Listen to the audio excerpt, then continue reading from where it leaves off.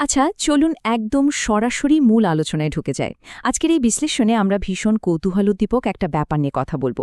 লক্ষ্য করবেন, যারা খুব বেশি উচ্চাকাঙ্ক্ষী তারা প্রায়ই কাজ করতে করতে হঠাৎ করেই একটা জায়গায় এসে থমকে দাঁড়ায় বা একেবারে ক্র্যাশ করে। কেন এমন হয়?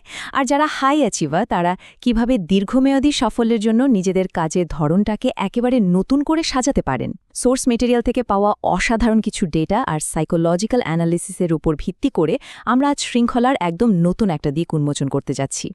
শুরুতে একটু কল্পনা করা যাক, এমন একটা সপ্তাহের কথা, এমন একটা সপ্তাহ যা চলছে শুধুই তীব্র অনমনীয় এক প্রচেষ্টা আর অদম্য জেদের উপর ভর করে। সোর্সের ডেটা যদি দেখি, এই প্রবল আকাঙ্ক্ষা থেকে কাজের আউটপুট গিয়ে দাঁড়ায় একেবারে চোখ কপালে তোলার মতো একটা সংখ্যায়, সপ্তাহে 63 ঘণ্টা। শুনতেই কিন্তু বিশাল একটা অর্জন মনে হয়, তাই না? কিন্তু আসল টুইস্টটা হলো ঠিক এর পরের সপ্তাহে গিয়েই দেখা যায় এক ভয়ঙ্কর পতন।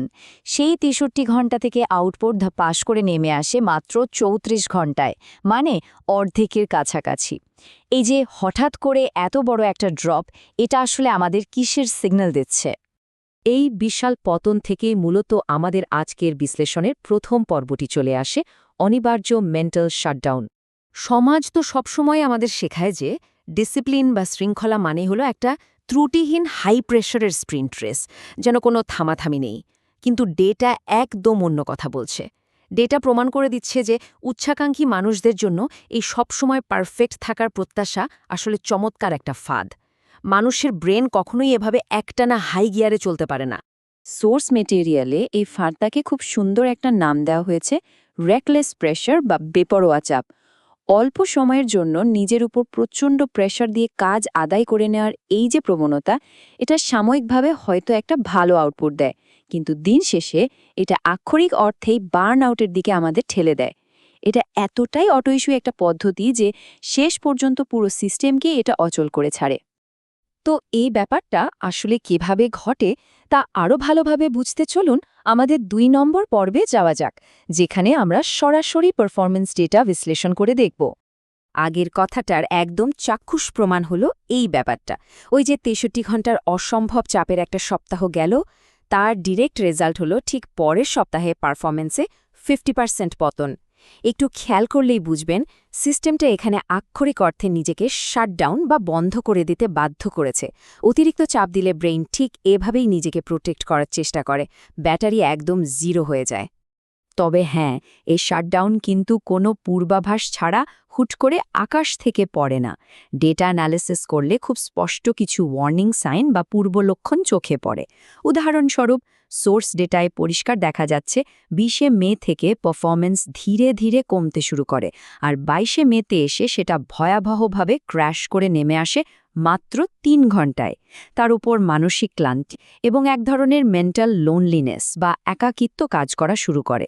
এগুলো হলো অনেক বড় রেড ফ্ল্যাগ, যা চিৎকার করে বলে দেয় ক্র্যাশ আসন্ন। পুরো ৪৪ দিনের পারফরম্যান্স কার্ভটা যদি আমরা দেখি, তাহলে এই যাত্রার চমৎকার একটা অবজেক্টিভ ভিউ পাওয়া যায়। এতে স্পষ্ট দেখা যায় কাজের সর্বোচ্চ চূড়াগুলো কোথায়।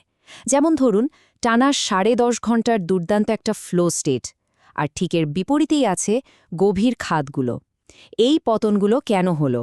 অসুস্থতা, বিদ্যুৎ বিভ্রাট, আর সবচেয়ে বড় কারণ গভীর মানসিক ক্লান্তি। এটা আমাদের চোখে আঙুল দিয়ে দেখিয়ে দেয় যে গ্রাফ কখনোই শুধু উপরের দিকেই ওঠে না। তো এই যে পারফরম্যান্সের এত বড় বড় খাত বা পতন তৈরি হচ্ছে, এর পেছনের মনস্তাত্ত্বিক কারণটা কি? সেটাই আমাদের ৩ নম্বর পর্ব, উচ্চাকাঙ্ক্ষা বনাম অতিচিন্তার দ্বন্দ্ব। আমাদের সবচেয়ে কঠিন সময়গুলোর একদম কেন্দ্রে কিন্তু একটা বিশাল অভ্যন্তরীণ সংঘাত কাজ করে। একদিকে থাকে আকাশ ছোঁয়া উচ্চাকাঙ্ক্ষা, আর ঠিক তার উল্টো দিকে থাকে প্রতিটি ছোটখাটো বিষয় নিয়ে ওভারথিঙ্কিং বা অতি চিন্তা করার ধ্বংসাত্মক প্রবণতা। এই দুটো বিপরীতমুখী শক্তির সংঘর্ষ থেকেই মূলত চরম মানসিক চাপের সৃষ্টি হয়। যেহেতু নিজের কাছে নিজের প্রত্যাশাটা একেবারে আকাশচুম্বী থাকে, তাই সাধারণ একটা খারাপ দিন বা খুব সামান্য একটা হোঁচট খাওয়াকেও মনে হয় যেন বিশাল কোনো বিপর্যয়। ছোট ভুলগুলো পাহাড়ের মতো বড় হয়ে দাঁড়ায়। এই ওভারথিঙ্কিং ভেতরে প্রেশারটাকে বহুগুণ বাড়িয়ে দেয়, যা শেষমেশ ওই পারফরম্যান্স ক্র্যাশের দিকেই টেনে নিয়ে যায়। এই ধ্বংসাত্মক চক্র থেকে বেরোনোর উপায় কি সেটাই জানব আমাদের ৪ নম্বর পর্বে ভারসাম্যপূর্ণ ধারাবাহিকতার মাধ্যমে পুনর্গঠন। এখানে সবচেয়ে বড় গেম চেঞ্জার পদক্ষেপটা হলো ওই বেপরোয়া চাপ বা রেকলেস প্রেশার থেকে পুরোপুরি বেরিয়ে আসা। এর বদলে ফোকাস করতে হবে ধীরস্থির এবং টেকসই একটা কাজের পদ্ধতির ওপর, যাকে সোর্স বলছে স্টেডি এক্সিকিউশন। মানে আজকে প্রচুর কাজ করে কালকে একেবারে বিছানায় পড়ে থাকার চেয়ে প্রতিদিন অল্প অল্প করে ধারাবাহিকভাবে কাজ চালিয়ে যাওয়াটা অনেক অনেক বেশি কার্যকরী। একটা বড় শাটডাউনের পর নিজেকে পুনরায় গড়ে তোলার জন্য কিন্তু জাদুকরি কিছুর দরকার নেই, দরকার একটা সুনির্দিষ্ট স্ট্রাকচার।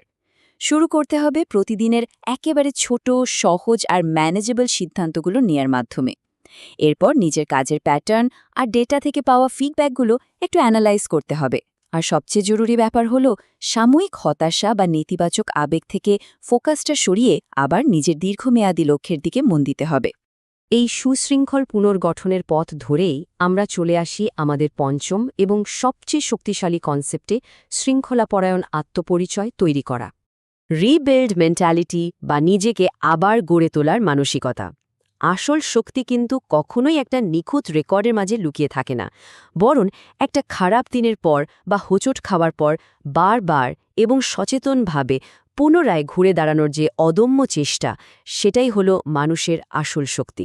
সোর্স থেকে পাওয়া মাহমুদ আহমাদি নেজাদের এই চমৎকার অন্তর্দৃষ্টিমূলক কথাটা পুরো ডেটা অ্যানালাইসিসকে ভীষণ সুন্দর একটা মানবিক রূপ দেয়। এটা আমাদের চোখে আঙুল দিয়ে দেখিয়ে দেয় যে নিখুঁত হওয়ার নাম ডিসিপ্লিন নয়, প্রকৃত শৃঙ্খলা হলো অধ্যাবসায়ের একটা চলমান যাত্রা। হোঁচট খাওয়া মানেই সব শেষ নয়, বরং জার্নিটা চালিয়ে যাওয়াই হলো আসল কথা।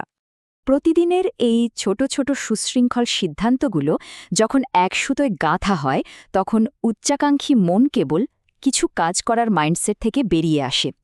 তখন সে স্থায়ীভাবে একজন শৃঙ্খলাপরায়ণ মানুষে পরিণত হয়। ছোট ছোট জয়গুলো এই নতুন পরিচয়ের ভিতটাকে মজবুত করে, আর যাত্রাপথের প্রতিটি সংগ্রামী হয়ে ওঠে মানসিক শক্তির সবচেয়ে বড় প্রমাণ। এবার একেবারে শেষে এসে একটা বড় প্রশ্ন রেখে যেতে চাই, যেটাকে আমরা বর্তমানে ডিসিপ্লিন বা শৃঙ্খলা ভাবছি, সেটা কি আসলেই ভবিষ্যতের জন্য কোনো শক্ত ভিত্তি গড়ছে, নাকি সেটা কেবল অজান্তেই পরবর্তী আরেকটা অনিবার্য ক্র্যাশের জন্য টাইম বোমা সেট করে দিচ্ছে? এই পুরনো আর অটেকসই মাইন্ডসেট ভেঙে বেরিয়ে আসার জন্য এই প্রশ্নটার উত্তর খোঁজা আসলেই খুব জরুরি। এর মধ্যে দিয়ে দীর্ঘমেয়াদী সাফল্য আর মানসিক সুস্থতার আসল ব্যালেন্সটা নিশ্চিত হতে পারে।